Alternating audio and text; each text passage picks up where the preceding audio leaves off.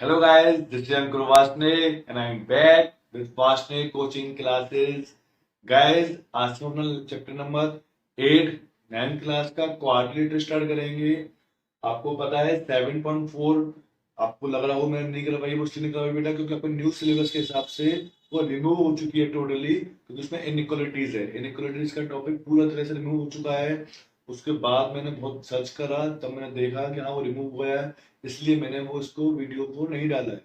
ठीक है, अब आज से हम अपना चैप्टर नंबर 8 स्टार्ट कर रहे हैं।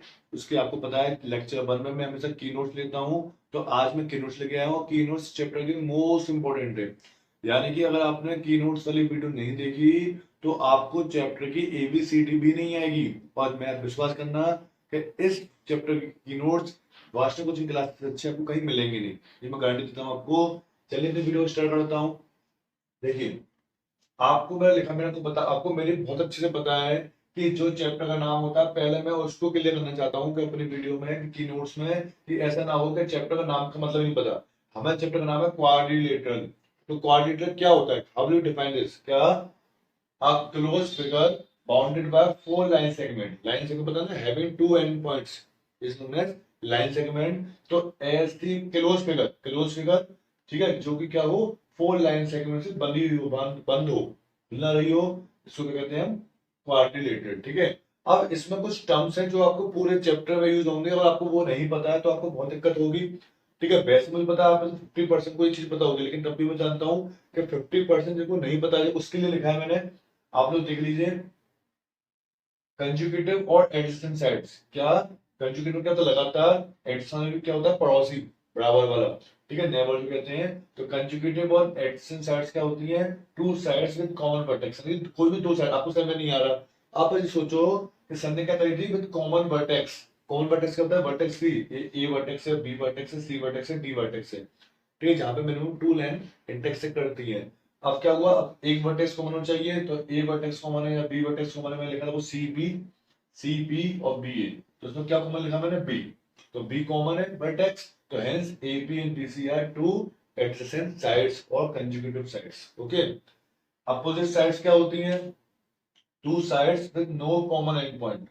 दो ऐसी साइड जिनकी कोई भी एंड पॉइंट कॉमन ना हो, यानी देखो बी सी ए डी, ना तो बी या सी में कॉमन है ना ए और डी में, अपोजिट साइड में कुछ भी कॉमन वर्टेक्स नहीं होना चाहिए, लिखा मैंने A B and C D. ठीक है, ये दोनों ले लो, ये दोनों ले लो, दोनों कैसी है आपकी, अपोजिट साइड्स। मैंने एक एक पेयर लिखा खाली। कंजुगेटिव एंगल्स क्या होता है भाई, लगातार वाला दोबारा आ गया, to angles having a common side. दो एंगल कहलाता है कंजुगेटिव। तो देखो, एंगल ए, ये वाला होगा क्या होगा, A D, D A B लिखेंगे एंगल ए को, और बी को क्या लिखेंगे, ए बी सी। तो ए बी क्या हुई, कॉमन आर्म हो गई, तो वही लिखा हुआ है कि दो एंगल्स जिनकी कॉमन साइड होती है they are known as conjugative angles. Okay, example angle A and angle B. ऐसे लिखा है लास्ट। हम अपोजिट एंगल्स, अपोजिट एंगल क्या होते हैं, two angles having no common side, कोई भी कॉमन साइड नहीं होनी चाहिए। ठीक है, angle A and angle C, angle A and angle C. तो इसका एंगल का नाम क्या होगा, एंगल डी ए बी, और इसका नाम क्या होगा, एंगल बी सी डी। ठीक है, कोई भी कॉमन आर्म नहीं है, hence they are opposite angles। ठीक है, इसके बाद चलिए आगे देखते हैं। देखिए, अब मैं क्या प्रूफ करने जा रहा हूँ, ये इंपॉर्टेंट है। Angle sum property of क्वाड्रेटर। आपको ट्रायंगल की पता है, ट्रायंगल का सम कितना होता है, तीन एंगल का 180। ठीक है, सिमिलरली क्वाड्रेटर का होता है, क्वाड्रेटर का सम कितना होता है, 360। इसका प्रूफ दिखा रहा हूं मैं आपको कि प्रूफ कैसे करना है, क्योंकि ये 2 या 3 नंबर में बहुत इंपॉर्टेंट रहता है, तो इसलिए जरूरी है करवाना। ठीक है, अभी स्टार्टिंग में है तो मैं स्टार्टिंग का बताऊं आपको, तो लिखेंगे क्या, क्या प्रूफ करना है हमें, sum of all angles of a quadrilateral is 360 degree. That is, अगर मैं इस फिगर को देखिए लिखूं तो मैं प्रूव करना है angle A plus angle B plus angle C plus angle D equals to 360। ठीक है, ये मुझे क्या करना है, टू प्रूव। मेरे पास टाइम बचा, पहले इसमें फिगर बना रखी इसलिए, और एंगल लिख रखे हैं। आप कुछ भी एंगल डाल सकते हैं, ना डाले तो भी वो दिक्कत नहीं है। करेंगे क्या, हो अब आता है प्रूफ पर। क्या लिखेंगे, in triangle A B C angle 1 plus angle B plus angle 2 equals to 180 degree. क्यों, एंगल सम प्रॉपर्टी। ठीक है, ट्रायंगल का सम कितना होता है, 180 degree. This is equation first. Now in triangle A D C, okay, in triangle A D C, इसमें क्या होगा, angle 3 plus angle D plus angle 4 equals to 180 degree. Same reason, angle sum property. Okay, now adding equation 1 and 2. Okay, सभी angle को पास कीजिए, left hand side वाले सभी पास आ जाएंगे. तो angle 1 plus angle 2 plus angle 3 plus angle 4 plus angle B plus angle D equals to 180 degree plus 180 degree. देखिए, अब मैं लिखता हूं angle 1 plus 3, angle 1 plus angle 3 लिखिए एक पास, एंगल बी का ऐसा ही.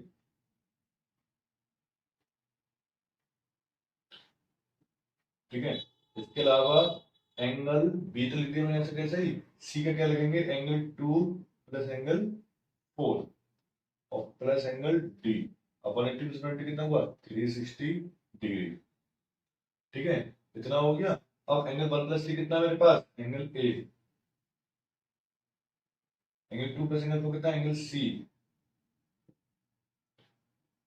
Hence proof. ठीक है, सेट मटेरियल इसलिए उम्मीद करता हूँ बेटा इंपॉर्टेंट है, इसलिए मैंने की नोट से साथ ही करवा दिया, क्योंकि इसमें प्रूफ बहुत सारे, अगर मैं आपको एक साथ प्रूफ करवाऊंगा सब तो आपको बहुत बर्डन लगेगा. इसलिए मैं क्योंकि ईएमआई में करवा दूंगा आप लोगों के लिए. ठीक है, तो जिससे कि आपको एक साथ ना दिखे कि एक साथ प्रूफ करवा मैंने, हम कैसे करेंगे, मैं आपको ईएमआई करवाऊंगा, कभी एक करवा दिए, दो करवा दिए, एक्सेस के साथ करवा दिया, एक्सेस के बाद करवा दिया. तो इसलिए मेरी सब वीडियो देखें विदाउट स्किपिंग, जिससे कि आपको कुछ भी मिस ना हो. ओके गाइस, चलिए आगे देखते हैं. देखिए, ये मैंने कुछ आपके लिए पॉइंट लिखे हैं जो कि आपको बहुत अच्छा लग रहा होगा, और मैंने बहुत इंपॉर्टेंट लिखे हैं जो कि आपको जरूर आनी चाहिए. ठीक है, अगर मैं और ज्यादा इसको चाहता तो और ज्यादा इसको एक्सपेंड कर सकता था, लेकिन वो आपके लिए फालतू टाइम होता है, मेरे लिए भी फालतू में मेरा टाइम वेस्ट जाता. इसलिए मैं लिमिटेड लिखे हैं लेकिन इंपॉर्टेंट लिखे हैं, इसमें से कोई भी स्किप मत करना. ठीक है, मैं देखिए स्टार्ट करता हूँ करके. पहले दिखाया मैंने आपको जो क्वाड्रिलेटरल होता है वो मेनली जो है तीन पार्ट में डिवाइडेड है, पैरेललोग्राम, ट्रेपेजियम और काइट. पहले इनको देखते हैं. पैरेललोग्राम क्या होता है, एक पैरेललोग्राम कब, एक क्वाड्रिलेटरल एक पैरेललोग्राम कब हो जाता है. आपको क्या क्या प्रूफ करना पड़ेगा, कि आपको एक क्वाड्रेंट दे रखा हो और आपसे कहता है कि इसको पैरेललोग्राम में प्रूफ करिए. ठीक है, तो हमें क्या करना होगा, देखिए, a quadrilateral is a parallelogram if कब, its opposite angles are equal, यानी कि अपोजिट एंगल इक्वल कर दीजिए तो पैरेललोग्राम होगा. its opposite sides are equal, यानी कि ये इसके इक्वल कर दो, ये इसके इक्वल कर दो तो भी पैरेललोग्राम होगा. its diagonal bisect each other, यानी क्या हुआ, डायगोनल जो बनाते हैं इसके वो बाइसेक्ट करते हैं. ठीक है, डायगोनल बाइसेक्ट करेंगे तो भी क्या होगा, पैरेललोग्राम होगा. a pair of opposite sides is equal. ठीक है, क्या, एंड पैरेलल, क्या कोई भी एक पेयर, ये सबसे इंपॉर्टेंट है, ये सबसे इंपॉर्टेंट है, क्या कोई भी एक पेयर, यानी कि ये वाला पेयर या ये पेयर जो अपोजिट है, इसमें से आप एक पेयर कोई भी इक्वल और अपोजिट प्रूफ कर दो, इक्वल एंड पैरेलल प्रूफ कर दो कि दोनों इक्वल भी है और पैरेलल भी है, तो आप कह सकते हो कि क्वाड्रिलेटरल इज अ पैरेललोग्राम. ठीक है, इस diagonals divides into two corner triangle, यानी एक डायगोनल आएंगे तो वो इक्वल पार्ट में, एक क्वाड्रेंट को दो इक्वल पार्ट्स में डिवाइड करेगा. ठीक है, कॉर्नर ट्रायंगल्स में.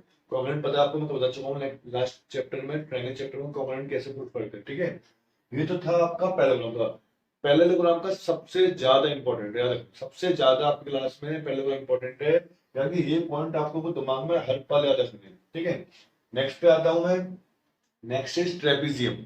ट्रेपेजियम क्या होता है, a quadrilateral is a trapezium if, भाई आपको कोई क्वाड्रिलेटरल ट्रेपेजियम प्रूफ करना है तो आपको क्या करना होगा, या तो प्रूफ करिए one pair of opposite sides is parallel, कि इन दोनों पेयर में से कोई भी एक पेयर पैरेलल है तो क्या कहलाएगा वो ट्रेपेजियम. और दोनों नॉन पैरेलल पेयर होगा अपोजिट साइड्स का, वो कैसा होगा, नॉन पैरेलल. ठीक है, जो में इक्वल नहीं जाना, नहीं इक्वल होगा नहीं पैरेलल होगा, और इक्वल होता है जिसे नोन एज आइसोसेलेस ट्रेपेजियम.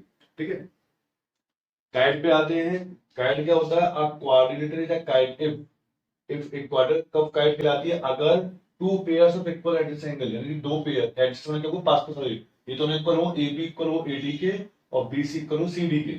ठीक है, एडजेसेंट के पास पास दोनों, ये दोनों इक्वल और ये दोनों इक्वल. ठीक है, और two pair of unequal opposite sides, और दोनों पेयर कैसे हो, क्योंकि ये इसके इक्वल नहीं होना चाहिए और ये इसके इक्वल नहीं होना चाहिए, तो हो गया तो फिर वो चारों साइड इक्वल हो जाएंगे तो स्क्वायर की शेप में आ जाएगा. ठीक है, ये दो पॉइंट इसमें हो गए पॉइंट. इस पे आते हैं, ये क्या करा है मैंने, मैं आपको दिखा रहा हूँ कि पैरेललोग्राम अगर आपने प्रूफ कर चुके हैं, ठीक है, फिर उसमें तीन स्पेशल कैटेगरी हो रहे हैं, रेक्टेंगल, स्क्वायर और रोम्बस। ठीक है, अगर आपने पैरेललोग्राम प्रूफ कर चुके हो तो उसको आपको प्रूफ करना है रेक्टेंगल, यानी कि आपसे कहता है क्वाड्रेटिक को रेक्टेंगल प्रूफ करिए, तो पहले आप पैरेललोग्राम प्रूफ कर सकते हो उसको, उसके बाद उसको रेक्टेंगल में पहुंचाना आपको। ठीक है, देखिए आप पैरेललोग्राम में rectangle if its diagonals are equal, यानी कि अगर डायगोनल इक्वल हो जाए पैरेललोग्राम के तो क्या कहलाएगा वो रेक्टेंगल कहलाएगा, और ईच एंगल अगर 90 प्रूफ हो जाए तो क्या कहलाएगा वो रेक्टेंगल कहलाएगा। सिमिलरली स्क्वायर का क्या होता है, आपको पता है स्क्वायर की सबसे अच्छी प्रॉपर्टी क्या होती है, ऑल साइड्स आर इक्वल, चारों साइड इक्वल होती हैं, ईच एंगल इज 90 डिग्री और डायगोनल्स आर इक्वल, यानी कि अगर आपको इसमें से एक ही प्रॉपर्टी कर देते हो तो आप कह सकते हो कि हाँ ये है। ठीक है, लेकिन स्पेसिफिक करना पड़ेगा। फॉर एग्जांपल जैसे कि आप डायगोनल्स इक्वल कर दिया आपने, आपके पास पैरेललोग्राम है, आपने प्रूफ कर दिया डायगोनल्स इक्वल, डायगोनल्स इसके इक्वल होते हैं, डायगोनल्स इसके इक्वल होते हैं। ठीक है, तो कैसे डिसाइड होगा रेक्टेंगल है स्क्वायर है, तो आपको या तो चारों साइड पर वो कहीं अगर तो स्क्वायर हो गया, और अगर नहीं करी यहाँ पर तो वो रेक्टेंगल हो गया। ठीक है ना, लास्ट पे आते हैं रोम्बस पे। रोम्बस को पता क्या होता है आपको, आप पहले बना is rhombus if its diagonals bisect each other at right angle, यानी क्या हुआ, डायगोनल जो है वो 90 डिग्री मिलते हो। ठीक है, जो इंटरसेक्ट पोजीशन होगा वो 90 डिग्री पे होगा, और सभी साइड कैसी होती है। ठीक है, ये मैं साइड में हटा रहा हूँ, आपको स्क्रीनशॉट लेना आपको अच्छे से ले सकते हैं। ठीक है, इसके अलावा मैं आपको है ना एक दो प्रूफ करवाता हूँ, क्योंकि इसमें प्रूफ बहुत ज्यादा है, अगर मैं एक साथ करवाऊंगा तो आपको बता चुका हूँ पहले ही कि बहुत दिक्कतें होंगी, इसलिए मैं एक दो अभी करवा देता हूँ, एक दो बाद में करवा दूंगा, ऐसे ही हम अपना कवर कर लेंगे सारे प्रूफ। ठीक है, चलिए स्टार्ट करते हैं। चलिए थ्योरम स्टार्ट करता हूँ पहले मैं 8.1। क्या कह रहा है आपसे, a diagonal of a parallelogram divides it into two congruent triangle, यानी कि एक पैरेललोग्राम का एक डायगोनल जो है उसको दो इक्वल कॉन्ग्रुएंट ट्रायंगल में डिवाइड करता है। इसका प्रूफ देखिए, in triangle A B C, okay, and triangle A D C, okay, क्या हुआ, कैसे करेंगे इक्वल, देखिए अब क्या कॉन्ग्रुएंट प्रूफ करते हैं, मैं बता चुका हूँ कॉन्ग्रुएंट कैसे प्रूफ करते हैं। पहले लिखेंगे angle 1 equals to angle 2 and angle 3 equals to angle 4। क्यों होगा, because of alternate interior angles. ठीक है, और बहुत अच्छा लगेगा कि बीच में लिखिए आप क्या, ए सी इक्वल्स टू ए सी, क्यों, कॉमन। क्यों बीच में कह रहा हूं मैं आपसे, क्योंकि हमें कंडीशन जब क्लियर क्या हो गया, ए एस ए, तो उसी ऑर्डर में लिखी तो अच्छा रहेगा, मैंने एक साथ लिख दिया इसलिए थोड़ा शॉर्ट में कर दिया। अब क्या करेंगे, so by A S A congruency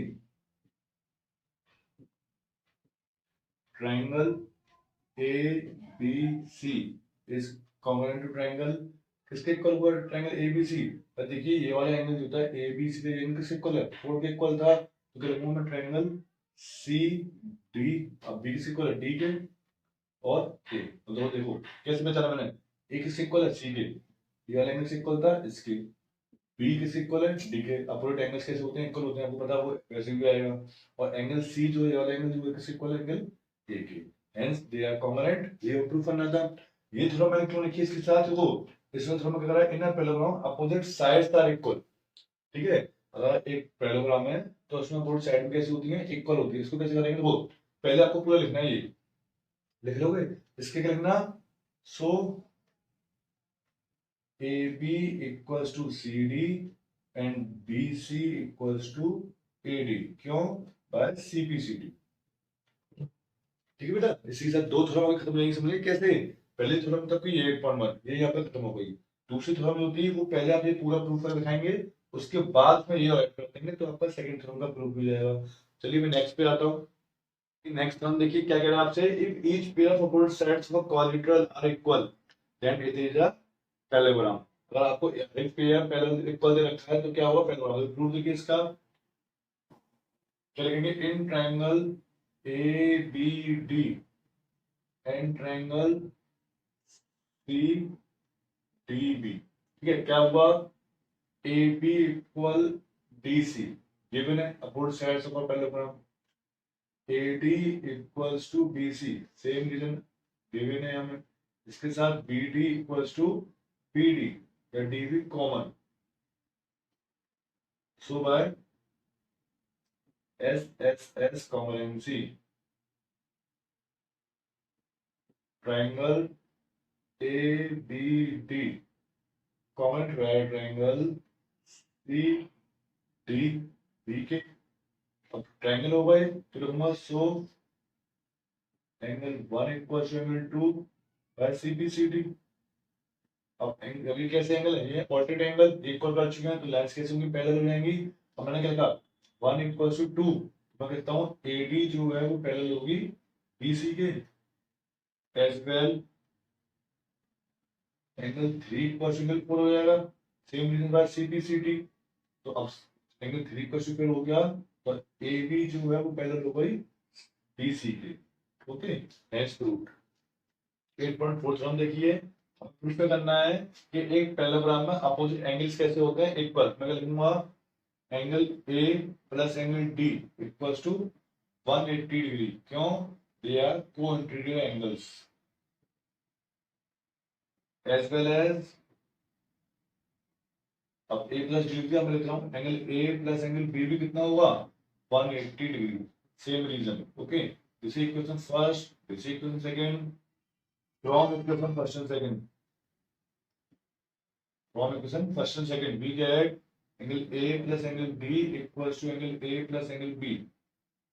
ए से A cancel, angle D equals to angle B. अब ये तो similarly angle A equals to angle C हो जाएगा and this is what we have to prove. चलिए नेक्स्ट 8.5 थ्योरम को खुद करनी है, ठीक है, ज्यादा कठिन नहीं है। मैं 8.6 थ्योरम पे आता हूँ। 8.6 थ्योरम देखिए, आपको प्रूफ करना है कि डायगोनल्स ऑफ पेंडुलम बाइसेक्ट चल जाएगी। ये प्रूफ करना है कि ये इसके इक्वल होगा and this is equal to this. करनी क्या, मैं लिख रहा हूँ टू प्रूव। ये अच्छी थ्योरम है बेटा, प्रूफ करना है। मैं ए ओ इक्वल होगा ओ सी के as well as D O equal होगा ओ बी के। प्रूफ पर आते हैं, अपना टाइम वेस्ट करें। इन ट्राइंगल कोई भी दो अपोजिट ट्राइंगल ले लीजिए, जैसे मैंने लिखी in triangle A O B and triangle D O C. Okay ये ले लिए। अब क्या करेंगे इसमें, मुझे पता है कि एंगल मतलब 1 2 3 4, पहले तो एंगल 1 इक्वल टू एंगल 2 होगा। क्यों, ऑल्टरनेट इंटीरियर एंगल्स। लाइन से पहले रखे आपको ए बी पैरेलल रखा है ना, आपको गिवन है ये पैरेललोग्राम है तो we can use all the properties of parallelogram except they bisect each other. Bisect में प्रूव करना है, ठीक है। As well as A B equals to C D. क्यों, opposite sides of a parallelogram. And at last angle 3 angle 4 equals to angle 3 because same reason alternate interior angles. So by A as a common C, triangle AOB is common to triangle। तो लिखते कैसे बता चुका पहले, मैं आपको दोबारा देख लीजिए। AOB लिखा मैंने, तो एंगल 1 किसी को एंगल 2 पे था ना, तो यहाँ पर लिखे C O and D। So by CPCD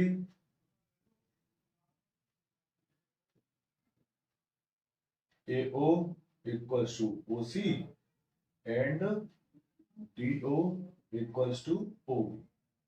Hence proved। ठीक है, मैंने आपको कुछ प्रॉब्लम करवा दी हैं, जो रह गई है वो आप इसी प्रॉपर वे में इसी तरह से आप सीख के कर सकते हो। कुछ कठिन नहीं है, जो कठिन होती है वो खुद करवा देता हूँ। ठीक है, नेक्स्ट वीडियो में आपकी 8.1 स्टार्ट करूंगा और उसके बाद जो टू वो मेन थ्योरम जो है आपकी मिड टर्म थ्योरम वो करवाएंगे आपकी। ठीक है, जब तक के लिए गुड बाय, थैंक यू।